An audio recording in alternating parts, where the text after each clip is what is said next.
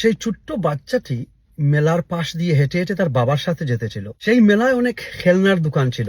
কোনো একটি খেলনার দোকানে কিছু ফুটবল ঝুলিয়ে রাখা হয়েছিল।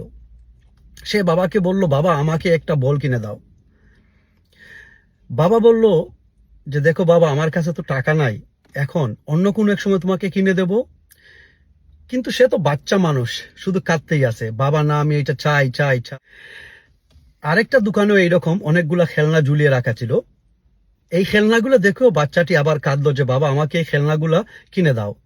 বাবা তাকে একই কথা আবার বলল যে, বাবা আমার কাছে তো টাকা নাই, তোমাকে আমি এই খেলনাগুলা কিনে দিতে পারবো না।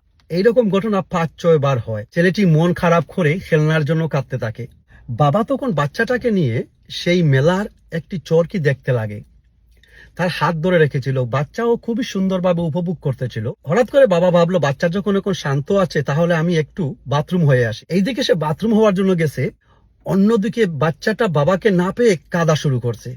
এমন ভাবে কাঁদতেছে মানে সবাই এক হয়ে গেছে। কেউ বলতেছে, তোমাকে আমি বল কিনে দিব বাবা, কাদা বন্ধ করো করো। কেউ বলতেছে, বাবা তোমাকে ওই খেলনাটি কিনে দেব, তুমি কাদা বন্ধ করো। যেই বাচ্চাটি এতক্ষণ বিভিন্ন খেলনার জন্য কাঁদতেছিল, এখন সেই খেলনাগুলো সে ফ্রিতে পাওয়ার পরও খেলনা চায় না, সে তার বাবাকেই চায়।